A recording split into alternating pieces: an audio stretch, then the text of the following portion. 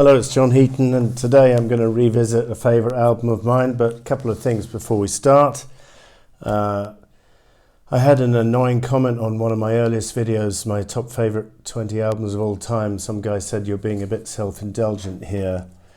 How can you put Tusk above Rumours? How can you put Crisis What Crisis above Crime of the Century? How can you put London Town above Band on the Run?" Well, it was my favourite 20 albums. I wasn't trying to be objective, so I'm pretty tired of having to say that, but people still come back with comments saying, "How can this be?" It's a personal choice, that's all I can say. Secondly, you might have expected me to be reviewing the new Stones album. I have listened to it. I'm not going to be buying it because the price of the new vinyl was £30 or more. I've listened to it on Spotify a few times. It's not bad. It's got decent vocals from Mick, some quite competent guitar from Keith and Ronnie, and there's a couple of good tracks which I really like Live by the Sword is my favourite, which features Charlie and Bill. But at the end of the day, after a few listens, I dare say it's going to go back on the shelf and sort of feature in the bottom half of Stones album rankings, if not lower. I was thinking, I was even trying to compare it to a sort of latter day, not so good album like Undercover. I was thinking, well, at least Undercover has the title track and Too Much Blood, which are just bona fide classics. So I might even put Undercover above this new one. Maybe it's a bit too early to say.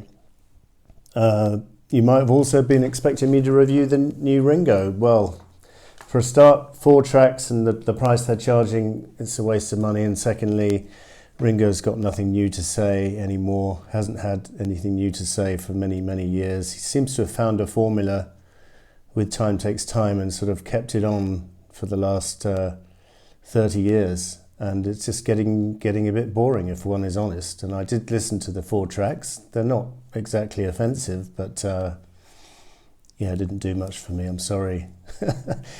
I sort of do prefer the earlier stuff. Everything up to Time Takes Time I think is really worthy, and anything after that is less good. Anyway, that's not why I was here today. Today I'm going to revisit Sticky Fingers because I was actually thinking, what is my favourite album of the 70s? As you probably, if you watch my channel, you know the 70s is my favourite decade for music, and there's a lot of stiff competition. Obviously, you've got Goodbye Yellow Brick Road, you've got ABBA, you've got Supertramp, you've got Ziggy Stardust, you've got Plastic Ono Band, you've got Parallel Lines from Blondie. The list is endless. And I think I came up with my top 3 in terms of these are the albums I go back to the most often.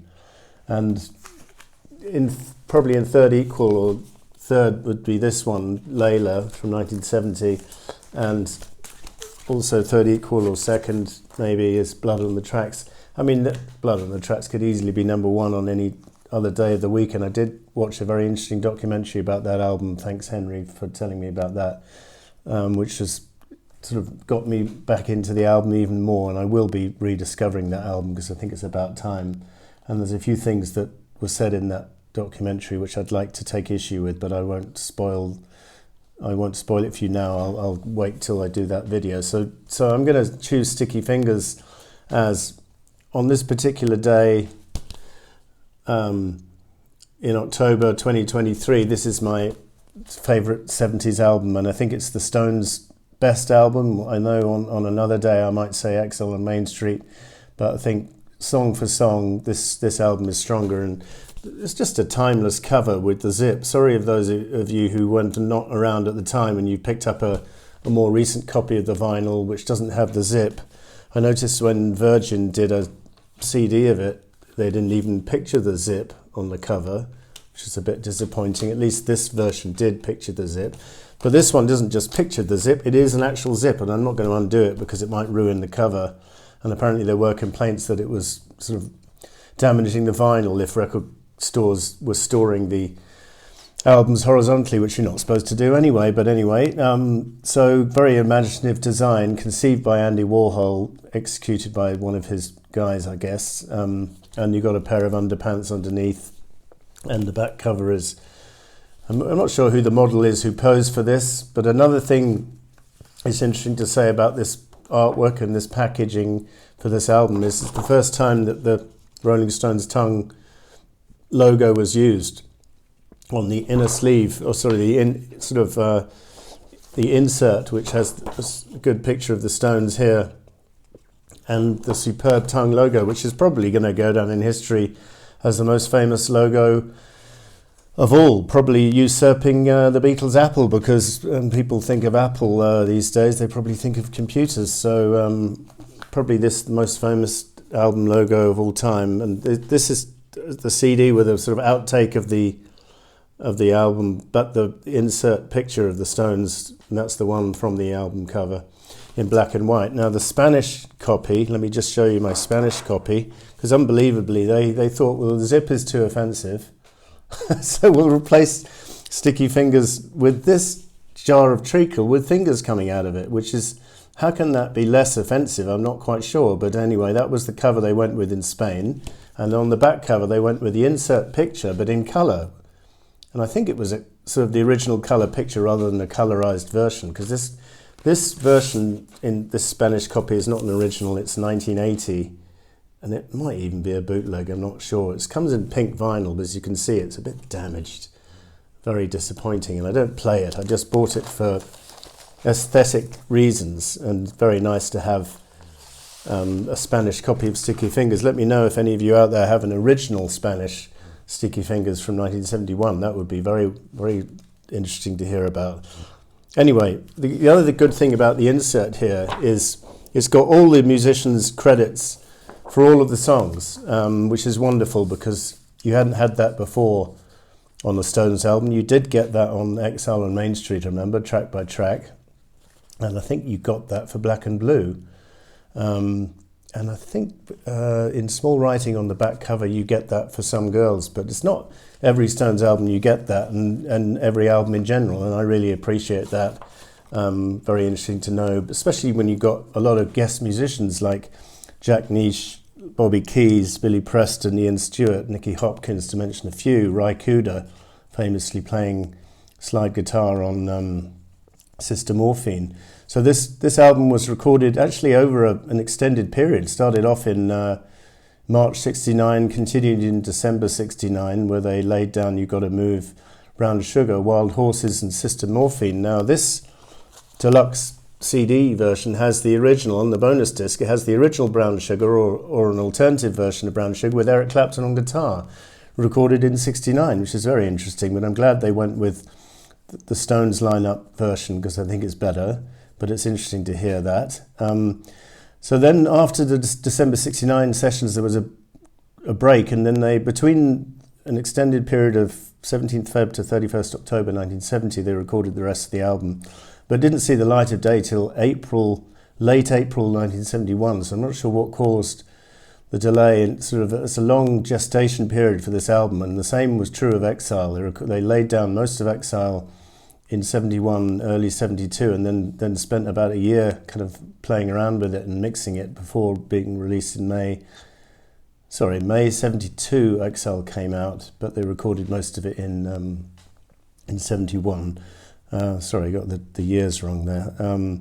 Anyway, so Muscle Shoals Sounds, Alabama, Olympic Studios in London, and also the Rolling Stones Mobile Studios in Stargroves, which is Mick Jagger's home near Newbury, and that's also where the Doctor Who story Pyramids of Mars, the location footage was filmed there as well, so that's another point of interest. So what have we got?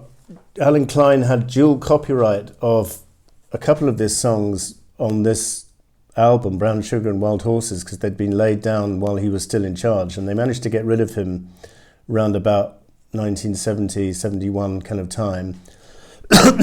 So before Sticky Fingers came out, but Alan Klein argued that those two tracks, because they were already in the can, counted as ABCO or co-ABCO copyright, so that he got money for that.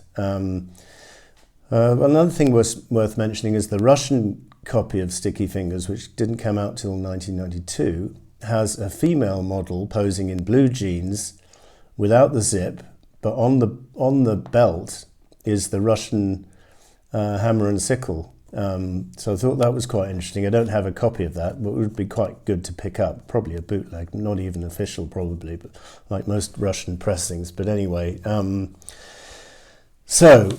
we've talked about the background and the musicians. Yeah, as I was saying, because they give you the musician credits, it tells me, like, for example, on Sway, Keith Richards is not even credited on guitar, just on vocal. So he's obviously singing the vocal with Mick, but Mick Taylor's doing all the guitar work on that track, which I thought was quite interesting. And on Moonlight Mile, again, no Keith Richards in sight on anything. And I think that was always been known as a kind of Jagger composition, and it's all credited to Jagger Richards. It's worth noting that Sister Morphine was omitted from the Spanish copy here, and Let It Rock, was the Chuck Berry song, was substituted on side 2 in place of Sister Morphine, which doesn't enhance the album at all, because Sister Morphine is very central to this album, and it's co-written between Mick and Keith and Marianne Faithfull, Mick's ex-flame, and it's a very moving song with very disturbing lyrics, and it doesn't pull any punches. It's probably that's why the Spanish banned it, because it's basically about drug usage and heavy drug usage, but no less moving, and just brilliant musicianship, and Ry Cooder's on guitar superbly on that track. So just to mention the tracks, I mean, what an album opener, Brown Sugar. I mean, I've said before, if the lead-off track isn't one of your favourites, you're not going to turn to the album that often to play. So, for example, Goat's Head Soup I don't tend to turn to that often, because Dancing with Mr. D is the lead-off track, which is not one of my favourites. But on this album, and on Exile, this album kicks off with Brown Sugar, Exile kicks off with Rocks Off. So more or less perfect start to both albums. I know there's some problems latterly with the lyrics, with Mick's lyrics or Keith's lyrics on Brown Sugar, to do with slavery and sort of female bondage and stuff, and it hasn't particularly aged well. But Mick's kind of singing it in a kind of garbled way that you would hardly recognise what the words are unless you look them up. And so that's probably why he got away with it. But it's an absolute brilliant track, and Sway, and it's aged well, and it's I don't get tired of it. And Sway is just a brilliant laid-back rocker, sort of slow-paced, with great harmonies from Keith on the chorus, and just marvellous. Wild Horses, just an all-time classic, almost country and western ballads, just proving that, you know, as they would do with later with Angie and Sweet Virginia, that, you know, the Stones weren't all just about rock. They could also do ballads, and that one's top draw. Can You Hear Me Knocking? May go on a minute or two too long, but it is a great track. Yes, Trudy, you were right. I was wrong to knock that track in an earlier review. Great guitar interplay between Keith and Mick Taylor. You Got to Move is a cover song at the end of side 1. It's probably the least memorable on the album, but it's okay. It only lasts a minute or so. And then side 2 kicks off almost as strongly as side 1 with Bitch. Absolutely brilliant riff on the guitar, a bit reminiscent of Jumping Jack Flash. Just a great track, and great use of horns as well. I'm not sure who's playing the horns. It's Jim Price on the trumpet and Bobby Keys on the sax. And just brilliant musicianship all round. And then I've Got the Blues is just the Stones going back to their roots and doing a great blues song with a brilliant vocal from Mick, and Billy Preston does an organ solo to die for in the middle. Sister Morphine we've talked about, I think it's wonderful. Dead Flowers, another stab at country and western, even more country than Wild Horses, this one, and just noticeable for the Mick's kind of pseudo-American accent, making bets on Kentucky Derby Day, and superb harmonies from Keith on the chorus, and just a really catchy song, and great guitar. Does it say who plays the guitar solo? It just says Keith Richards guitar, Mick Taylor guitar. So I guess it's Mick Taylor playing the guitar. Even Mick Jagger's credited on guitar for that song, probably rhythm. Anyway, and then the album finishes with Moonlight Mile, which is just probably one of the best Stone songs of all time. If I had to do a top 20, it would probably be in there. It's just an absolutely majestic ballad, and Paul Buckmaster is doing the strings for that song, and he would later go on to do, let me see if I've written the names of some of the albums he was credited for. Jimmy Miller's producing, by the way, who also produced their earlier late 60s stuff and Traffic albums as well, late 60s. But Paul Buckmaster, well, off the top of my head, I know he did the strings for a number of Elton John albums, including Blue Moves and A Single Man. And his repertoire is quite impressive if you look him up. So he does the strings on Moonlight Mile to great effect. I have got it written down. He also did the strings on Without You for Nielsen, which is obviously a brilliant arrangement, and Space Odyssey for Bowie. So Paul Buckmaster, good job. So that's about all I've got to say. Oh yeah, I've got to talk about the fact that this album came out in late April '71, and this is a book I've got which goes through the '70s week by week, or month by month. So '74, here we go. Couple of months, one on either page there, and I was reading the 1971 pages just after Sticky Fingers came out, so it effortlessly swept to number one on both sides of the Atlantic, and was number one by the time Mick Jagger got married in Saint-Tropez in France on the Riviera. It was number one. Interestingly replaced by Bridge Over Troubled Water in the UK, which was making a resurgence because it would already come out in 1970. I guess it made a resurgence because that people knew they were splitting up or something. And then Ram managed to take over from Bridge for 1 week at number one, and then replaced by Bridge at number one the following week. But Sticky Fingers had been number one for a good 3 or 4 weeks before either of those two other albums. And in the US, Ram was kept at number two by Tapestry from Carole King, but Sticky Fingers was at number one for many weeks. And this is the picture of Paul and Linda and family sort of walking from the airport or down from somewhere to the wedding in Saint-Tropez in Spain, in France. And I'm not sure who these other people, it looks a bit like Dave Gilmour there on the left. But, it's just a lot of people had that hairstyle back in the day. But I thought it was interesting that when that wedding took place, Sticky Fingers was riding high on the UK and the US charts. I don't think it made the number one in France, from what I can gather. But that wedding apparently was a bit of a nightmare because by French law, the wedding had to be in public. So they had to do a registry office wedding where all the members of the press and all the journalists were invited, and it was a huge scramble just to get in the building. And then the church later, they ended up getting locked, and Mick Jagger had to knock on the door in presence of all the photographers just to get let into the church. So a bit of a disaster, but I guess they had a good party. Paul was there, Ringo was there, the first time they'd socialised for a number of months. This is the single for Brown Sugar, with the Stones promoting it with the front and back cover of the latest album, Sticky Fingers, and this is the back cover. So that was interesting. I picked that up in Nice, actually, which is near Saint-Tropez, where Mick got married, and also just down the road from Nice is Ville-de-France, which is where the Stones recorded Exile on Main Street. So this is my original copy of Sticky Fingers. I like the label. Again, the tongue label there with the Stones stamp, Sticky Fingers. Very effective. As I say, it's a pity that the new vinyl doesn't have that, but at the end of the day, if they did have the original zip, they'd probably charge 50 quid or something. So if you want a copy of the original zip, best to check out a good second-hand shop and make sure, if you do, that you get this insert inside, because I saw a copy recently here in Budapest of the original zip, but it was missing the insert, so make sure you get that.